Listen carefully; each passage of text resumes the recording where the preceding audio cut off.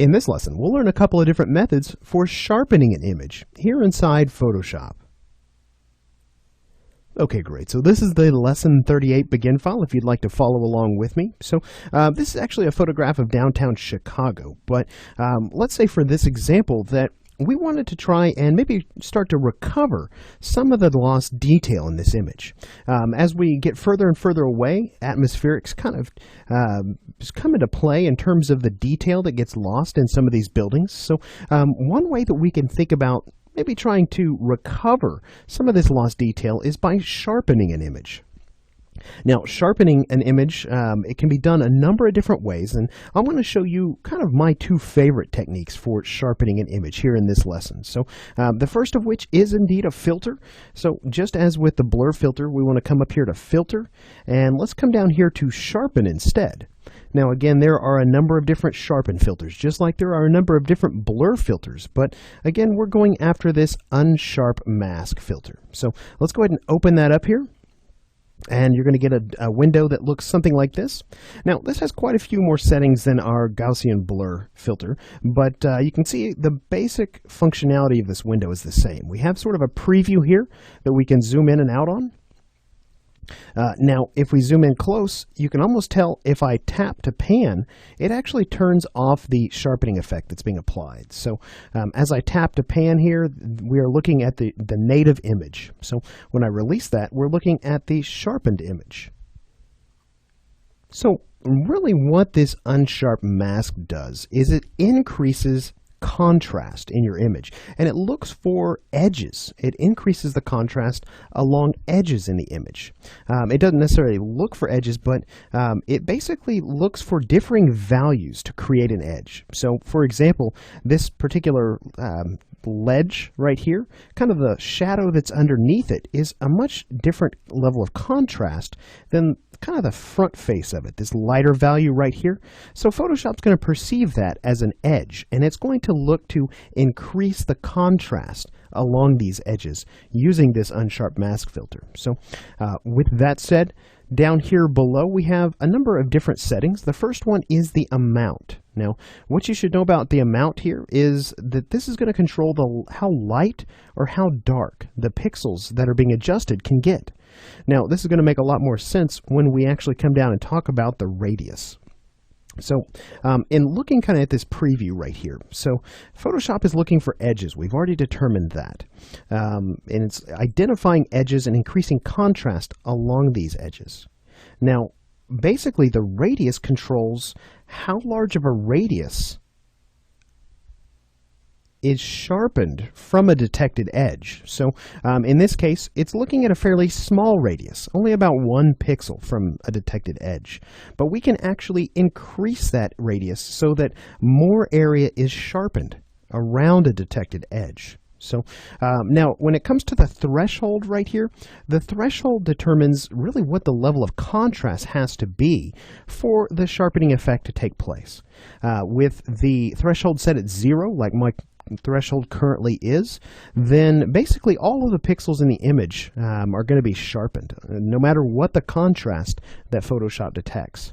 But we can begin to sort of ramp this up, if you will, and you may notice a little bit of a subtle shift there.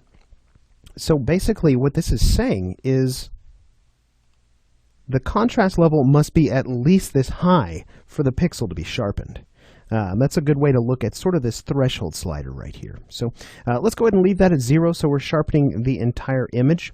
And I'm going to actually control spacebar to zoom in so we can kind of look on our canvas here at kind of the effect that we're having. So now, obviously, we can come in and we can really ramp up the amount slider here.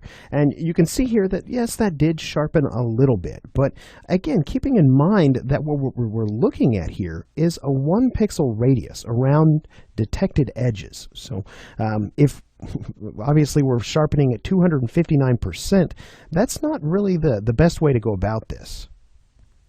Now, ultimately, this is going to depend on really the resolution of your image and just the overall image that you're working with regard to that. But we can kind of slowly begin to ramp up the radius here And you can see here when I released that, I only went up from 1 to 3.8 pixels, but there was a big difference that was made right here in this building. So if I turn that sharpening effect off and turn it back on again, this is, to me, this is over sharpened a bit. So when it comes to the radius, a good rule of thumb is to make very small changes to the radius setting here.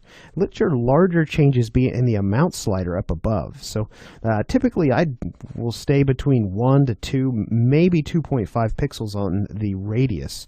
But you can see here that if we really kind of start to ramp up the amount, we can again start to bring back some of that detail in a more subtle fashion. Now, again, if I just hide that and reveal that, you can see that's a pretty large shift. So I might even come back down to about 2 pixels here and even ramp this down into the 120, 115 range, something like that. So ultimately, when you're sharpening an image, this is something that you should be going for subtlety with. You shouldn't be going for just over-the-top detail, because an over-sharpened image is very, very easy to spot. As you saw before, ramping up that radius, you can see that we almost really start to get a lot of halos around some of the highlights. And really, the extreme contrast has really over-darkened a lot of areas, and we're actually losing more detail than we're actually gaining. So be really careful with how you sharpen your images. I'm going to come back down here to 2, something like that. And if we zoom out here, just kind of look at the whole image in its entirety. All right, great. You can see here that as I hide and show that sharpening effect, it's a very, very subtle effect. But again, we are recovering a lot of this really nice detail in this building here. So I'm going to go ahead and hit OK on this particular filter.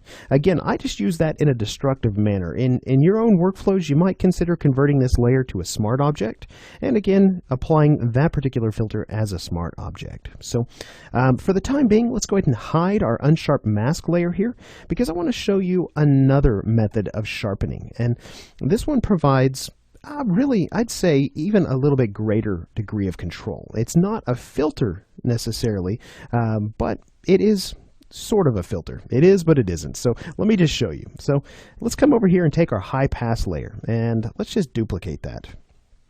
Just drag it down to there, and we'll just call this one image. And I'll double click here. We'll leave that one set to high pass. Now, what I want to do is I want to come up to filter again, but we're going to come down to other this time. We're not going to go to sharpen. Rather, we're going to go to other. And we're going to go for this high pass filter. So what this filter does is it is completely concerned with finding the edges in our image. Remember, an edge is an area where there is some contrast between pixels. So you can see right now at a radius of 10, Photoshop is identifying each pixel and looking in a 10 pixel radius around that. And you can see kind of what we're getting here is almost a grayscale type of image. Now, honestly, when I'm running this high pass filter for sharpening purposes, I don't typically use it at that kind of intensity. A good rule of thumb for this particular filter is, as you can see, I begin to drag that even further up. As I begin to see color showing through, that's way more than I'm looking for. So what we're looking for is almost like an impression. If you think about kind of like if this image was pressed down into clay, we're almost just looking like the image has been embossed, or just kind of pressed down and indented into clay. That's kind of the way I see this. So again, we're looking for the details, for the edges, but we're not trying to get color information coming through here. So I'm going to go ahead and take this down to about 3.5 or 4 pixels or so, and let's go ahead and hit OK. All right, fantastic. So you can see here that this high pass layer is now basically what we were looking at through that filter. Now, at this point, we're going to utilize a blend mode to sort of trick Photoshop into using this high pass information to sharpen our image. So let's come over here and change the blend mode for our layer. I always start with overlay. That's a good option here. Now, obviously, there's going to be a lot of bouncing back and forth between hiding and showing the layer. But if we were to zoom in on this and kind of use this building right here as a baseline, you can see here, there is the unsharpened original image. And there is our high pass effect. Now, if this high pass effect is a bit too strong for you, you can always come over here and choose maybe something like soft light, and that's going to kind of decrease that intensity a little bit. If you want a little bit stronger effect, you could always choose hard light, and you can see that's going to sharpen it just a little bit more. Personally, with this particular example, overlay with this high pass filter might be a little bit strong, so we could always tone that down a little bit by reducing the opacity of our high pass layer here. So there we go. Again, before and after. Definitely an improvement in the overall quality of the image. Now, as to which method is right for you, I don't think there's a correct answer to that question. I feel like for me, I like to use the high pass filter because I feel like I have a great deal of control using this. But in terms of the effectiveness, I feel like sometimes with the unsharp mask, it's really easy to really blow out your highlights or over darken your shadows. So that's just my own personal preference, but whichever one works best for you, by all means, go ahead and use that particular workflow. All right, great. So in this lesson, we have learned a couple of different workflows for sharpening an image here inside of Photoshop.